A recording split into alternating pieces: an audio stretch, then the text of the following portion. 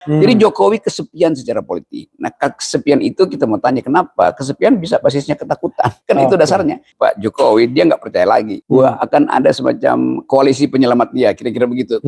Yang adalah koalisi yang akan menghakimi beliau, karena perubahan politik itu nggak mungkin diatur sejak sekarang. Ya itu poinnya di situ. Jadi Jokowi ini sebagai politisi itu seperti lagi nunggang macan. Kalau dia berhenti dia diterkam oleh si macan. Kalau dia jalan terus dia kelelahan juga tuh. Jadi dia bingung mau ngapain tuh.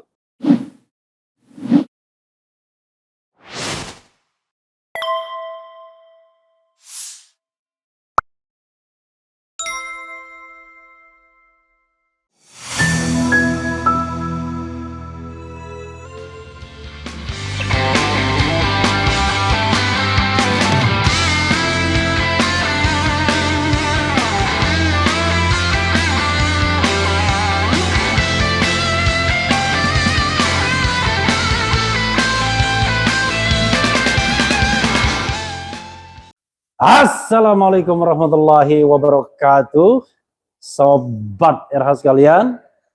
Jumpa lagi kita di channel yang keren ini. Keren. Sobat RH sekalian, sekarang sama Rocky Gerung ya. Kita bicara mengenai hal yang gawat di Republik ini. Kita bicara tentang demokrasi yang dibajak nomokrasi. Wah, demokrasi harus nomokrasi. Waduh. Tapi jadinya juristokrasi jangan-jangan. Atau jangan-jangan juristokrasi pun tidak.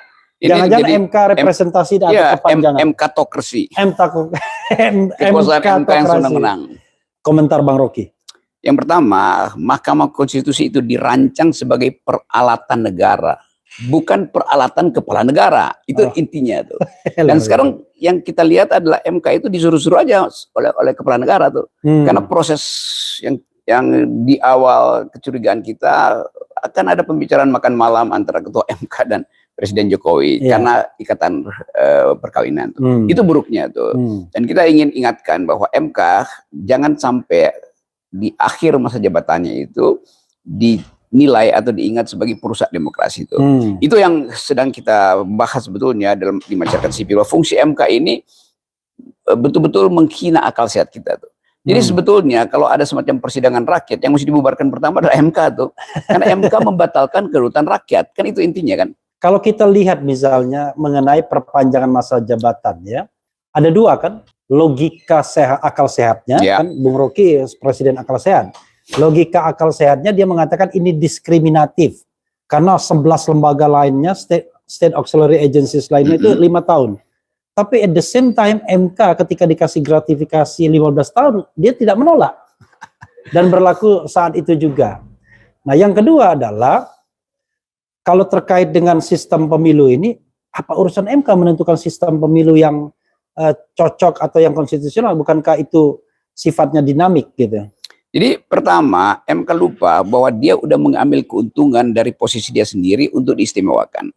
Sekarang dia mau membatalkan keistimewaan itu, berarti berlaku juga pada dia kan. Jadi mesti dievaluasi. Dan saya dengar DPR lagi berupaya juga untuk membatalkan atau memakai logika Mahkamah Konstitusi untuk memastikan bahwa Mahkamah Konstitusi ikuti aja lembaga-lembaga yang lain yang sedang dia bela hari ini kan, yaitu 5 tahun tuh. Ini akan jadi lucu-lucuan di dalam demokrasi. Ini disebabkan satu faktor, yaitu keinginan politik presiden untuk mengendalikan KPK. Karena itu peralatan presiden harus dipastikan masih bekerja di tahun politik. Jadi semua isu tentang ya ini soal judicial review basisnya udah bukan. Tetap ini adalah peralatan presiden. Jadi kita mesti mulai dengan satu kritik bahwa MK telah menjadi peralatan kepala negara, bukan lagi peralatan negara. Itu yang lainnya kita bisa diskusikan. Tapi yang inti sekarang rakyat mesti tahu bahwa termasuk bocoran atau semacam analisis dari awal bahwa MK pasti akan meloloskan soal sistem pemilu itu. Dan itu memang bukan wilayah MK. Tetapi karena ini pesanan politik untuk memungkinkan Presiden Jokowi regain political power dia itu, hanya ini caranya tuh. Supaya nanti masih ada kerusuhan sedikit, ada basa-basi, ada kasak-kusuk, dan partai-partai yang sebetulnya potensial untuk beroposisi juga bisa dibajak oleh oleh pemerintah, keinginan DPR untuk meneruskan posisi dia tanpa ada pemilu itu menguntungkan secara material, gajinya nggak berubah tuh. Jadi semua ini adalah permainan yang kotor dan itu yang merusak demokrasi. Yaitu artinya yang semuanya sudah selesai, yang belum selesai kegelisahan Presiden Jokowi. Kan itu dasarnya kan. Jadi selama Presiden tidak legowo dan menganggap bahwa dia berhak untuk jadi kingmaker pada semua kesempatan politik, itu menunjukkan dia gelisah sebetulnya. Kan Pak Jokowi udah kasih endorse pada Prabowo, tapi mungkin dia pikir ya Prabowo bisa berubah pikiran juga. Ya, memang semua presiden yang terpilih secara demokratis tidak perlu mengikuti perintah atau bujukan dari presiden sebelumnya kan, karena etikanya begitu tuh. Bahkan terhadap Ganjar yang seharusnya Pak Jokowi bilang itu kan agen saya di PDIP, dan dia merasa bahwa Ganjar pada akhirnya nggak bisa dia kuasai lagi tuh. Jadi Jokowi kesepian secara politik. Nah kesepian itu kita mau tanya kenapa? Kesepian bisa basisnya ketakutan. Kan itu dasarnya. Kalau kesepian basisnya adalah wisdom, kebijaksanaan, maka dia akan bilang silahkan jalan, saya memantau dari belakang. Ini adalah kesepian presiden karena takut ada problem hukum setelah dia lengser. Oke, tapi ada kesan kan sebenarnya state captures ya. Semua lembaga-lembaga negara ini disandra oleh kekuasaan. KPK disandra, MK disandra, bahkan partai politik non-state institution pun disandra semuanya.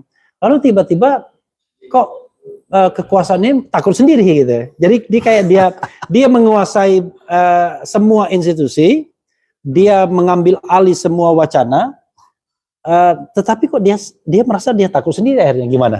Kalau kelihatannya dia merasa bahwa ada kepura-puraan dari orang yang dia sandra. I see. Jadi sebetulnya menyandra itu kan harus ada bukti bahwa kekuasaan penyandra itu ada di atas kekuasaan yang tersandra. Nah sekarang itu sama seperti apa namanya itu sindrom Stockholm itu, yang menyandra sebetulnya setuju dengan yang disandra, lalu dia mulai panik sendiri itu. Padahal sebetulnya biasa aja tuh. Nah keadaan ini yang menunjukkan di dalam banyak analisis Jokowi tetap takut. Dia sebagai penyandra tapi dia takut disandra balik ketika kekuasaan berubah. Artinya kemampuan dia untuk mengantisipasi bahwa peralatan dia untuk menyandra seolah-olah dianggap itu seluruh faktor masih dia kuasai, ternyata enggak. Jadi grab Presiden Jokowi terhadap permainan politik yang dia rancang sendiri hilang di tengah jalan. Bang Rok, masalahnya adalah kalau kita bicara ketelanjuran ya, artinya kalau misalnya maju kena, mundur kena atau buah si malakama. Bagi Presiden Jokowi, oke, saya mau berkompromi dengan proses yang demokratik ya, berkompromi dengan akal sehat dan lain sebagainya. Tapi ada nggak jaminan saya nggak diapa-apain kalau saya nanti step down begitu? Itu pasti itu kan common sense-nya dia. Iya, common sense-nya itu. Dan kita tahu bahwa dia nggak bakal diapa-apain. Tapi justru kalau dia masih cawe-cawe, dia bakal diapa-apain. Kan terlihat semakin Jokowi ingin mengendalikan politik, semakin orang tahu berarti ada problem tuh. Kalau dia legowo tadi ya orang anggap oke, lengser ke Prabon, nggak akan ada persoalan bangsa ini bangsa ini. Maaf. Mikul dur mendem jero. Iya itu.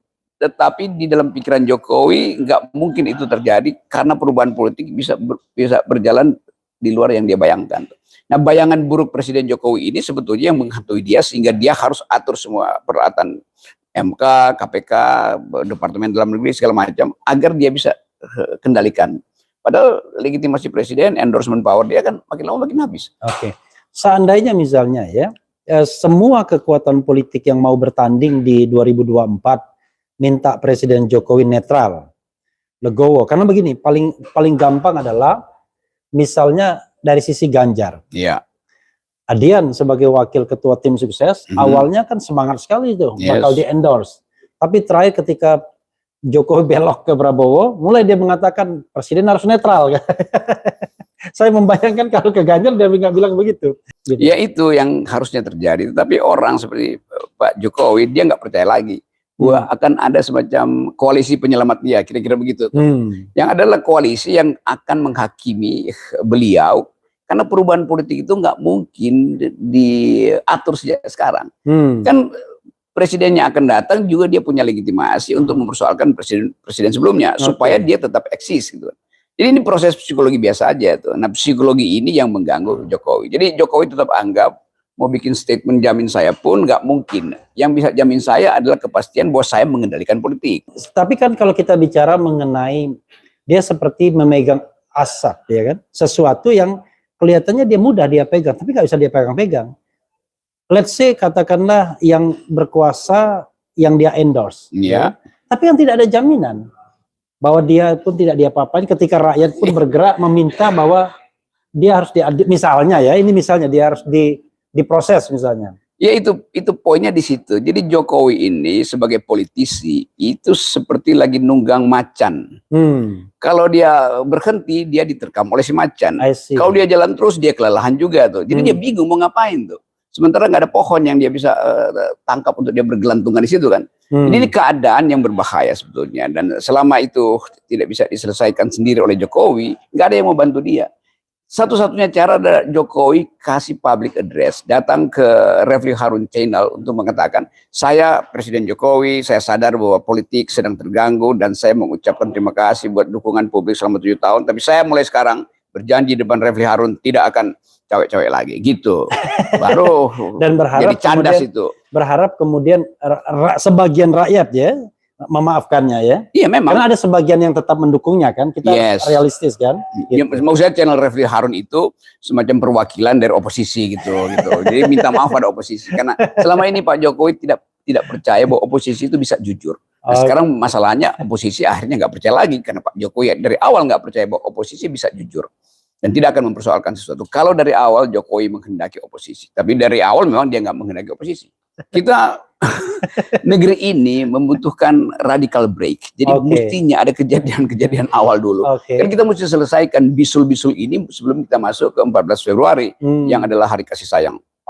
Jadi untuk kasih sayang itu ya Anda selesaikan dulu masa lalu Anda. Ya, gitu, itu pentingnya tuh. Jadi udah tuh soal-soal yang menjadi kecemasan Jokowi, dia sendiri yang mesti menyelesaikan itu. Karena dia yang mulai sebetulnya kekacauan ini. Mulai dari saya Refli Harun pergi ke Mahkamah Konstitusi minta threshold 0%, nggak diizinkan. Sekarang kasusnya berbalik, buat gara-gara threshold 20%, kesulitanlah Jokowi untuk mengendalikan satu orang. Kesulitanlah Jokowi untuk memprediksikan bahwa akan ada penjamin dia di masa depan.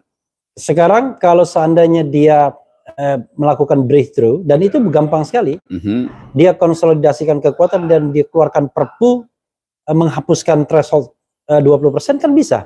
Iya, tapi kondisi rakyat itu akan ngamuk. Kenapa? Keadaan sekarang orang menginginkan perubahan cepat-cepat itu karena udah bosen dengan wacana-wacana penundaan itu kan. Jadi momentumnya udah hilang tuh. Memang secara konstitusional bisa ada perpu, tapi itu akan membakar rumput kering. Tapi kalau perpu 0% threshold. Oh, ini 0% ini. Iya, perpu 0% threshold kan sebenarnya kan nggak ada masalah orang pendaftaran baru bulan Oktober. Justru itu yang kita minta, masih ada kesempatan. Kalau di perpu 0% sehingga bahkan calon independen mestinya dikeluarkan sebagai perpu kan. Perpu bahwa pemilu 0% dan mesti ada calon independen tuh. Supaya orang tidak beli kucing dalam karung. Dan akhirnya kemarahan itu bisa terkanalisasi semua dalam sebuah kompetisi ya. Saya baca beberapa survei bahwa swing voters terutama dari anak muda itu tinggi sekali, 27% menuju 30%. Ini memerlukan pemimpin alternatif artinya tuh. Justru ada satu isu lagi Bang Rok yang ingin saya singgung adalah soal mahalnya pemilu. Ya. Kemarin orang bilang sudah mengkalkulasi kalau nggak ada berapa triliun nggak mungkin lah. Ya 3 triliun, 5 triliun. Mungkin bagi sebagian kelompok masyarakat kita dengan rasio gini yang nggak karu-karuan ini, 3 triliun enteng. Bahkan bisa keluarkan duit pribadi itu 3 triliun itu. Artinya oligarki bisa membiayai calon-calon itu. Tetapi di sisi lain kan kok mahal sekali politik kita. Padahal ini era teknologi. Saya membayangkan kan kayak di Refli Harun Channel ini kita nggak perlu ngapa-ngapain. Coba modal kuota kita bisa menyiarkan akal sehat ke seluruh penjuru dunia. Ngapain kampanye datang-datang ke tempat-tempat bagi-bagi amplop dan lain sebagainya begitu? Kalau kepercayaan publik ada, kampanye ini pasti yang sangat murah. Bahkan saya bayangkan KPU nggak perlu pesen kotak suara, sewa aja atau sebarin kantong kresek aja tuh. Karena rakyat percaya suara yang ditaruh di kantong kresek itu dianggap sebagai kejujuran. Jadi ini adalah perubahan paradigma bernegara dengan mengandalkan kepercayaan publik kan. Nah, selama kepercayaan publik nggak ada itu mau dibilang jujur pun orang anggap oh ya itu artinya ada manipulasi. Maka MK akan kebanjiran lagi protes. Lalu Presiden Jokowi lakukan semacam pidato mingguan untuk memberi sinyal bahwa dia tidak ragu dengan proses demokrasi. Dia bahkan tidak cemas dengan masa depan dia. Ini cuma perlu 3-4 kali pidato. Lalu rakyat merasa oke, aman.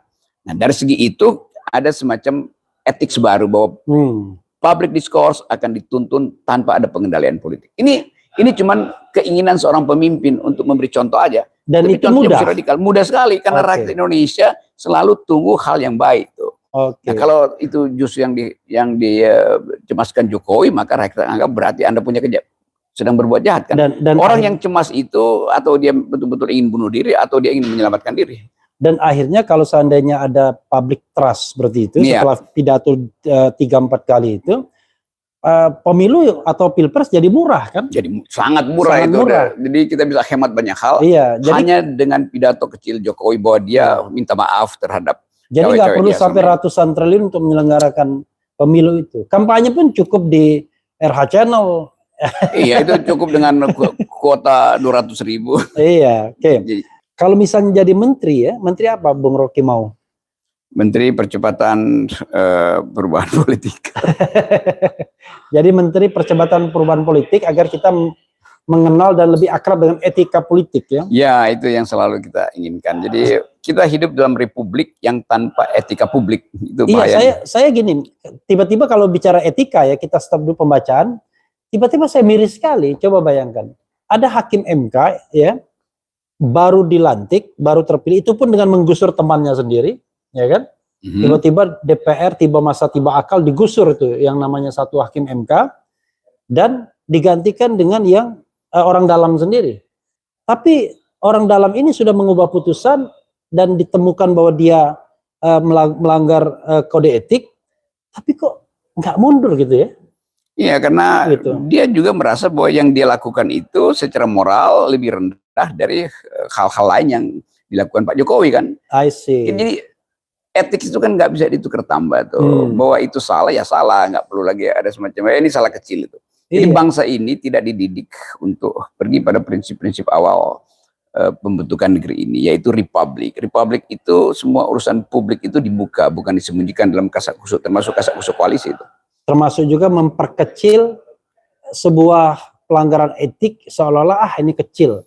Iya, itu sering dianggap pelanggaran etik itu sama dengan pelanggaran kode etik. Iya. Kalau kode etik itu bisa dibikin 1, 2, 3, 4, 5 terus, sehingga kalau 7 yang baik, 3 yang melanggar masih bisa dimaafkan. Enggak, etika itu final tuh, atau Anda busuk atau Anda bersih. Iya, kan itu. Anda merasa malu nggak, merasa bersalah nggak? Orang dinyatakan bersalah tapi nggak mau mundur gitu ya. Padahal kalau di luar negeri sebelum diadili etik, sidang etik dia mundur dulu. Yes, jadi gitu. Kita justru mesti belajar dari pemimpin luar negeri. Padahal kita dianggap sebagai orang timur yang rosonya itu mendahului rasanya tuh. Nah kita nggak ada rasa, nggak ada roso. Itu MK, KPU, KPK sama, semua disidangkan karena melanggar kode etik dan kemudian dengan santainya mengatakan ya sudah karena sudah diputuskan tidak dipecat, ya maka tidak perlu mengundurkan diri. Itu namanya moral call-nya nggak bekerja itu. Hyper etiknya hilang karena tukar tambah arogansi atau sebetulnya intinya adalah arogansi kekuasaan aja. Padahal jabatan yang diemban itu adalah jabatan publik yang sangat membutuhkan etika. Sedikit pun terlukai atau tercederai, maka Anda akan kehilangan legitimasi kan? Betul, memang terjadi kan? Itu dasar dari etik begitu. Tuh. Dan silakan Bang Rocky closing statement untuk mengingatkan kita bahwa negeri ini tidak sedang baik-baik saja, tapi sebagai warga negara kita tetap rindu negara ini menjadi negara yang makmur. Saya senang sekali dengan Anda bilang green environment ya kan. Syukur-syukur green election juga. Ya green election itu ya tadi nggak perlu pakai kertas-kertas yang begitu. Ada lagi green group of green. Ya itu yang lagi ditunggu orang tuh. Oke, ke arah mana tuh group of green ini akan mengalamatkan keresahannya. Jadi teman-teman, ini saya dengan Refli Harun, ada Pak Gatot tadi. Sebenarnya kita lagi menghadiri satu peristiwa keluarga itu, ada teman yang menikah tuh. Di situ ada banyak tokoh. Dan kelihatannya semua peristiwa pertemuan isu politiknya nggak bisa terhindarkan. Artinya ada satu suasana di mana semua orang ingin mencari kejelasan apa arah bangsa ini. Nah, arah bangsa itu ditentukan oleh percakapan-percakapan intelektual di beberapa podcast, termasuk podcast dari Refli Harun Channel. Jadi ikuti aja kalau Anda ingin belajar tentang etika publik. Iya, saudara sekalian, itu dengan Rocky Gerung. Dan mudah-mudahan saya sering bisa menangkap Rocky Gerung. Susah sekali menangkap beliau, ya. Kadang di sana, kadang di sini. Dan yang susahnya adalah di Kathmandu, ya kan? Di Kilimanjaro, itu yang ribet. Selain kita tidak punya akses komunikasi, kita juga tidak bisa menjangkaunya walaupun akses itu hidup. Karena sinyalnya tidak begitu kuat, ya kan? Kadang-kadang sinyal yang tidak kuat inilah membuat komunikasi kita jadi tidak baik. Padahal yang kuat sekarang adalah sinyal perubahan, tuntutan sinyal perubahan. Oke. Mudah-mudahan kita menjadi bagian dari perubahan. Wassalamualaikum warahmatullahi wabarakatuh. Waalaikumsalam. Salam akal sehat.